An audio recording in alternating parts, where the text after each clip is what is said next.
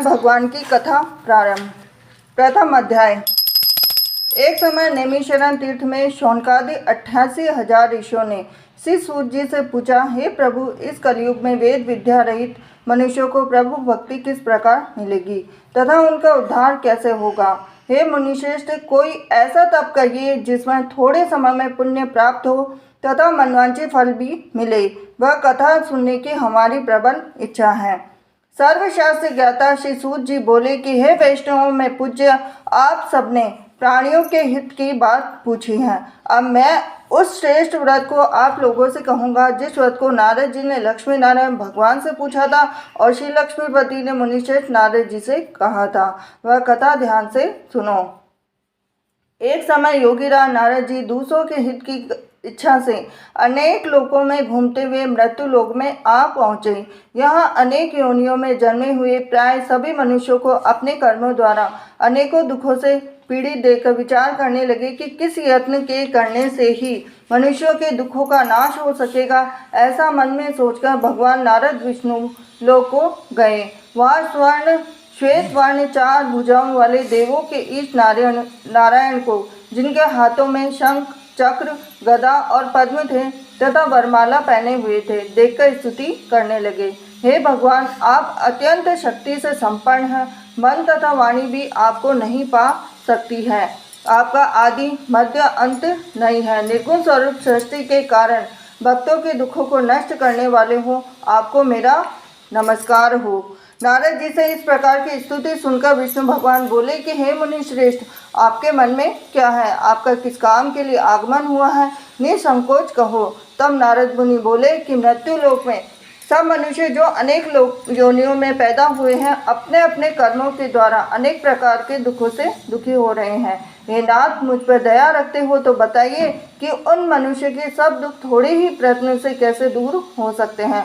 श्री भगवान जी बोले कि हे नारद, मनुष्य की भलाई के लिए तुमने बहुत अच्छी बात पूछी है। जिस काम को करने से मनुष्य मोह से छूट जाता है वह मैं कहता हूँ।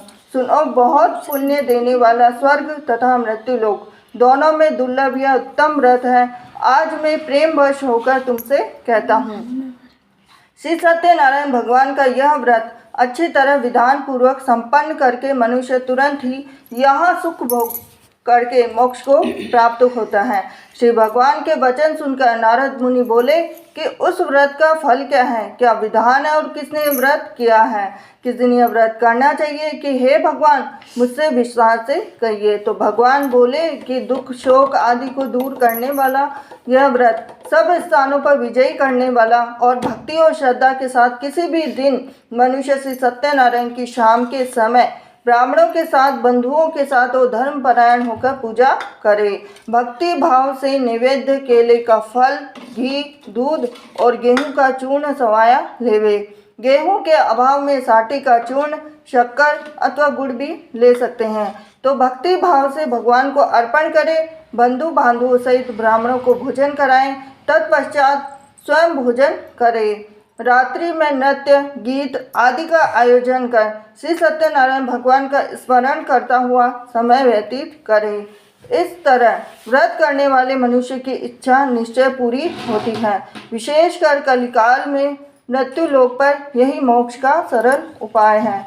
इति सत्यनारायण व्रत कथा प्रथम अध्याय संपूर्णम। द्वितीय अध्याय। सूत जी बोले, हे ऋषियों, जिसने पहले समय में इस व्रत को किया है उसको कहता हूँ, ध्यान से सुनिए।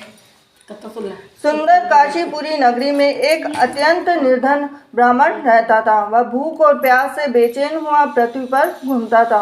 ब्राह्मणों से प्रेम करने वाले श्री भगवान ने ब्राह्मण को दुखी देखकर बूढ़े ब्राह्मण का रूप धारण कर उसके पास जा आदर के साथ पूछा, हे विप्र, तुम नित्य ही दुखी होकर पृथ्वी पर क्यों घूमते हो? हे श्रेष्ठ ब्राह्मण, यह सब मुझसे कहो, मैं सुनना चाहता हूँ। ब्राह्मण बोला कि मैं तो निर्धन ब्राह्मण हूँ, भिक्षा के लिए पृथ्वी पर ऐसे ही घूमता रहता हूँ। हे भगवान, यदि आप इससे छुटकारे का उपाय जानते हो तो कृपा कर मुझे बताइए। तो वृद्ध ब्राह्मण बोला कि श्री सत्यनारायण भगवान मनवांछित फल देने वाले हैं, इसलिए कि हे ब्राह्मण, तू उनका पूजन कर, जिसके करने से मनुष्य सब दुखों से मुक्त होता है। और ब्राह्मण को व्रत का सारा विधान बतलाकर बूढ़े ब्राह्मण का रूप धारण करने वाले श्री सत्यनारायण भगवान अंतर्धान हो गए। जिस व्रत को वृद्ध ब्राह्मण ने बताया था, मैं उससे अवश्य करूँगा। यह निश्चय करने पर उस ब्राह्मण को रात में नींद नहीं आई। वह सवेरे उठकर श्री सत्यनारायण भगवान के व्रत का निश्चय कर भिक्षा के लिए चल दिया। उस दिन उसको भिक्षा में बहुत धन मिला, जिससे बंधु बांधवों के साथ उसने श्री सत्यनारायण का व्रत किया। इसके करने से वह विप्र सब दुखों से छूटकर अनेक प्रकार की संपत्तियों से युक्त हुआ। उस समय से वह विप्र हर मास व्रत करने लगा। इस तरह सत्यनारायण भगवान के व्रत को जो करेगा, वह सब पापों से छूटकर मोक्ष को प्राप्त होगा। आगे से जो पृथ्वी पर सत्यनारायण भगवान का व्रत करेगा, सब दुखों से छूट जाएगा। और इस तरह नारद जी से नारायण का कहा हुआ यह व्रत मैंने तुमसे कहा। हे विप्रो, मैं अब और क्या कहूँ? तो ऋषि बोले कि हे मुनीश्वर, संसार में इस विप्र को सुनकर किस किसने व्रत को किया है, हम सब सुनना चाहते हैं। इसके लिए हमारे मन में श्रद्धा है। सूत जी बोले कि हे मुनियों, जिसने इस व्रत को किया है वह सब सुनो। एक समय यह ब्राह्मण धन्य और ऐश्वर्य के अनुसार बंधु बांधवों के साथ व्रत करने को तैयार हुआ।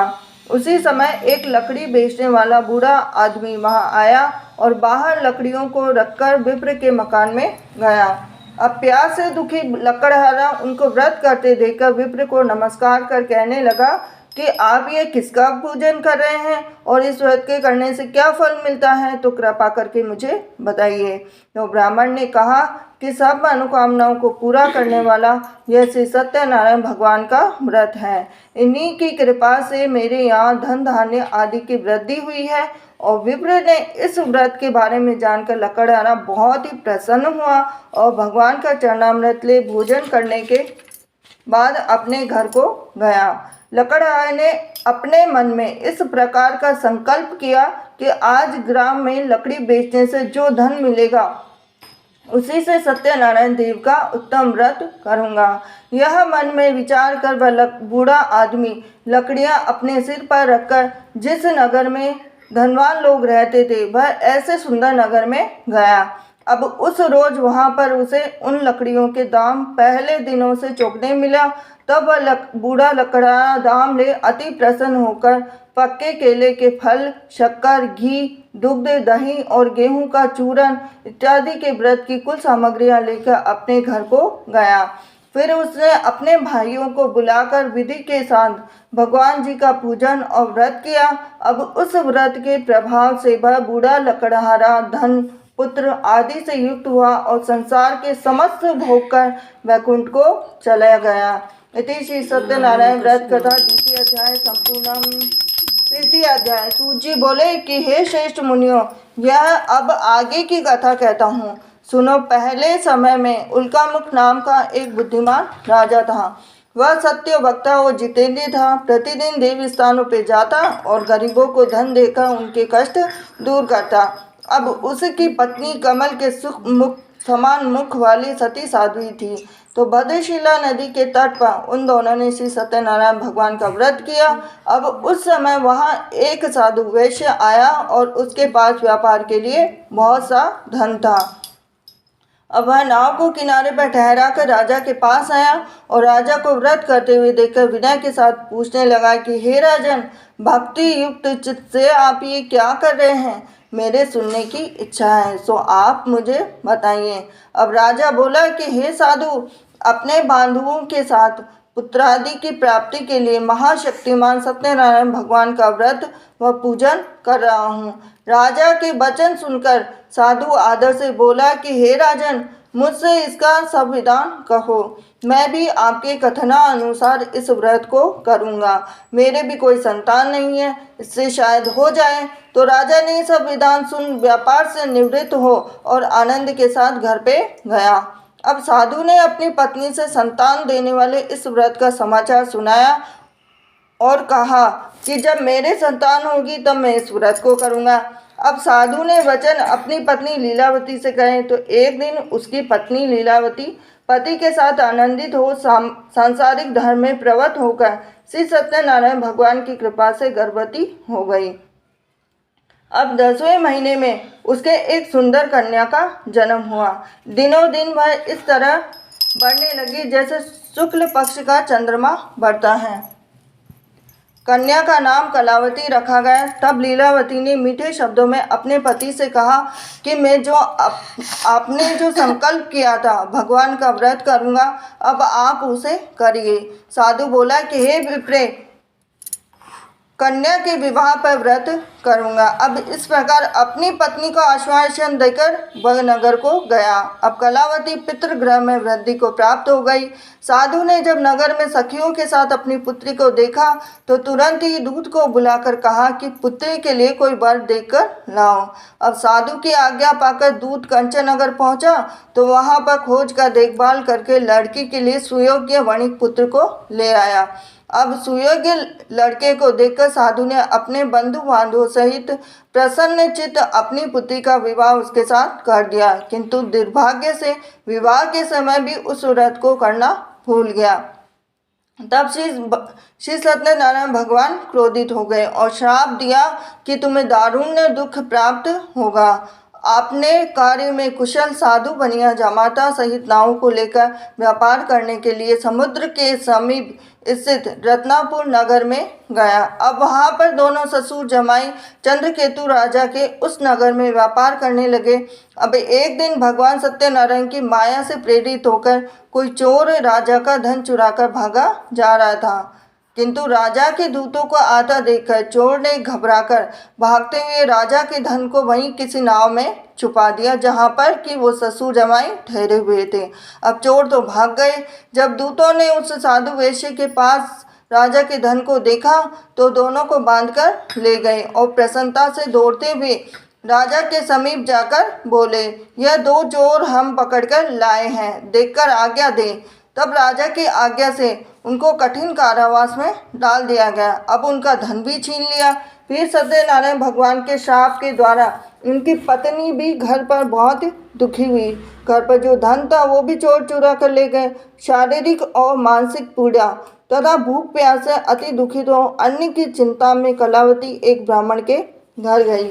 अब वहाँ उसने सत्यनारायण भगवान का व्रत करते हुए देखा, उनकी कथा सुनी, प्रसाद ग्रहण कर रात को घर आई। माता बोली कि कलावती, हे पुत्री, अब तक कहाँ रही? तब तेरे मन में क्या है? तो कलावती बोली कि हे माता, मैंने एक ब्राह्मण के घर पे श्री सत्यनारायण भगवान का व्रत देखा तो कन्या के वचन सुनकर लीलावती भगवान के पूजन की तैयारी करने लगी। लीलावती ने परिवार और बंधुओं सहित श्री सत्यनारायण भगवान का पूजन किया और वर मांगा कि मेरे पति और दामाद शीघ्र आ जावे। साथ ही प्रार्थना की कि हम सबका अपराध क्षमा करो। सत्यनारायण भगवान इस व्रत से संतुष्ट हो गए और राजा चंद्रकेतु को स्वप्न में दर्शन देकर कहा कि हे राजन, दोनों वैश्यों को प्रातः ही छोड़ दो। उनका सब धन तुमने जो ग्रहण किया था वो उन्हें वापस दे दो। मैं तेरा धन, पुत्र, राज्य ये सब नष्ट कर दूंगा। तो राजा ने ऐसे वचन सुनकर भगवान अंतर्ध्यान हो गए। प्रातःकाल जब राजा चंद्रकेतु की सभा हुई तो सभा में उन्होंने अपना स्वप्न सुनाया और दोनों वणिक पुत्रों को केस से मुक्त कर सभा में बुलाया। दोनों ने आते ही राजा को नमस्कार किया और राजा को मीठे वचनों से कहा कि हे महानुभाव, भावी वर्ष ऐसा कठिन दुख प्राप्त हुआ है, अब तुम्हें कोई भय नहीं है। ऐसा कहकर राजा ने उनको नए नए वस्त्र आभूषण पहनाए तथा उनके पास जितना धन था उनसे दुगना धन देकर उनको आदर से विदा किया। दोनों वैश्य अपने घर को चल दिए। इति श्री सत्यनारायण व्रत कथा 3 अध्याय संपूर्णम। 4 अध्याय।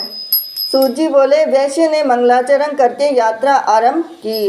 अपने नगर को चला तो उनके थोड़ी दूर निकलने पर दंडी वेशधारी श्री सत्यनारायण भगवान ने उनसे कहा कि हे साधु, तेरी नाव में क्या है? अभिमानी वणिक हंसता हुआ बोला कि हे दंडी, आप ऐसा क्यों पूछ रहे हो? क्या धन लेने की इच्छा है? तो मेरी नाव में तो बेलपत्ते भरे हुए हैं। तो वैश्य का कठोर वचन सुनकर भगवान ने कहा कि तुम्हारा वचन सत्य हो। दंडी ऐसा कहकर वहाँ से दूर चले गए। कुछ दूर जाकर समुद्र के किनारे बैठ गए। अब दंडी के जाने पर वैश्य ने नित्य क्रिया करने के बाद नाव को ऊंची उठी देखकर अचंभा किया और नाव में बेल पत्ते आदि देखकर मूर्छित हो जमीन पर गिर पड़ा। फिर मूर्छा खुलने पर अत्यंत शोक प्रकट करने लगा। जब उसका दामाद बोला कि आप शोक न करें, यह दंडी का शाप है, अतः उनकी शरण में चलना चाहिए, वहाँ हमारी मनोकामना जरूर पूरी होगी। अब दामाद के वचन सुनकर दंडी के पास पहुँचा, अत्यंत भक्ति भाव से नमस्कार करके बोला कि मैंने जो आपसे असत्य वचन कहे थे उनको क्षमा करिए। ऐसा कहकर महान शोकाकुल होकर रोने लगा।